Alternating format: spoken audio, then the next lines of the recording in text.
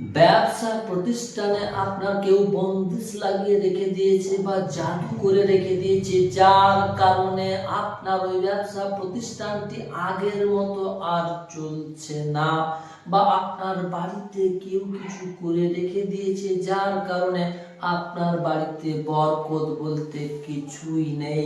এমনকি আপনাকে যদি কেউ জাদু করে কেউ কিছু করে দেয়, যার কারণে আপনি দিনের পরে দিন ওই জাদুর আসরের কারণে অসুস্থতায় ভুগতেছেন, এহেন পরিস্থিতির যদি আপনি শিকার হয়ে থাকেন, তাহলে আজকের এই ভিডিওটি হতে আপনি সেই সমস্যার সমাধান খুঁজে পেয়ে যাবেন।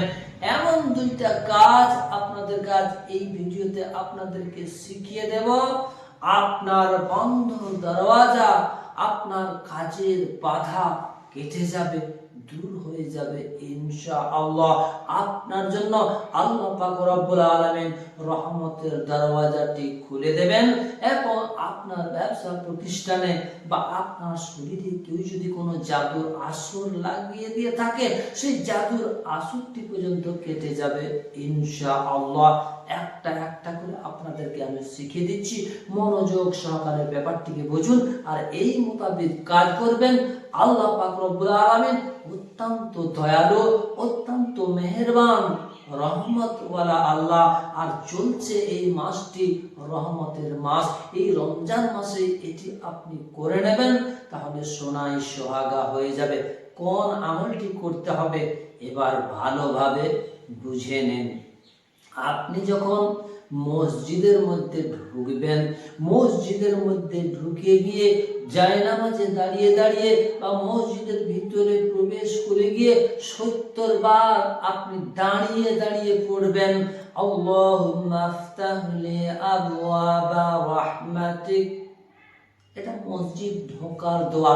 মসজিদ ঢোকার সময় অবশ্যই একটিবার এটি পড়বেন এবং মসজিদের ভিতরে প্রবেশ করে গিয়ে দাঁড়িয়ে দাঁড়িয়ে আপনি এই দোয়াটি 70 বার পাঠ করবেন। আল্লাহর কাছে আপনি মাগফিরাত কামনা করবেন, নিজের গুনাহ থেকে আপনি তওবা তিল্লা পড়বেন এবং রহমতের আশা করে আল্লাহর কাছে আপনি ফরিয়াদ করবেন, ওগো আল্লাহ, আপনি আমার জন্য আপনি আপনার রহমতের দ্বার উন্মুক্ত করে দিন। আল্লাহ পাক রব্বুল আলামিন আপনার জন্য রহমতের দ্বার উন্মুক্ত করে দেবেন। নাম্বার 2, জাদু কাটানোর জন্য যে আমলটি আপনাকে করতে হবে, প্রয়োজন 7 পিস কুল গাছের পাতা এবং 7 পিস নিম গাছের পাতা। এই 7 পিস কুল এবং নিম গাছের পাতাকে ধুয়ে আপনি প্রথমে পরিষ্কার পরিচ্ছন্ন করে নিন।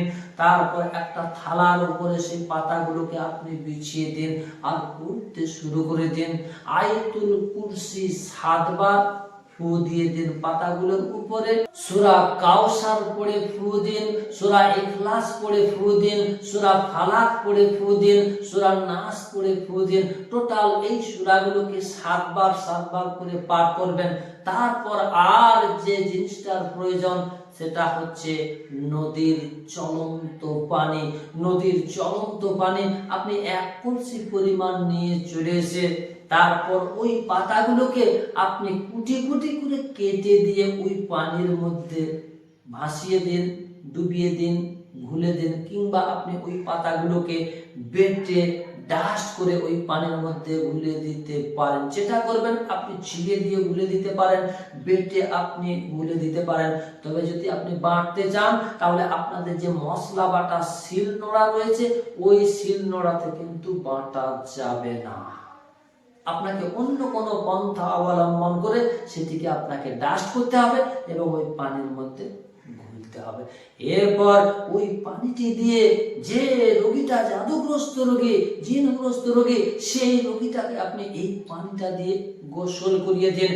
1 দিন করে দেখুন তার শরীর থেকে চিরজীবনের জন্য জাদুর আসরটি ছুটে যাবে ইনশাআল্লাহ। জিনের আসর থাকে তার শরীর থেকে, সেই জিনের জাদুটিও পর্যন্ত ছুটে যাবে ইনশাআল্লাহ। এই পাওয়ারফুল আমল দুইটি আপনি রমজান মাসে করে দেখুন, আল্লাহ পাক রব্বুল আলামিন আপনার প্রতি দয়া করবেন, আপনার প্রতি রহমত অবতীর্ণ করে দেবেন। সম্পূর্ণ কোরআনী আমল, এই আমল দুইটি আপনারা করতে পারেন।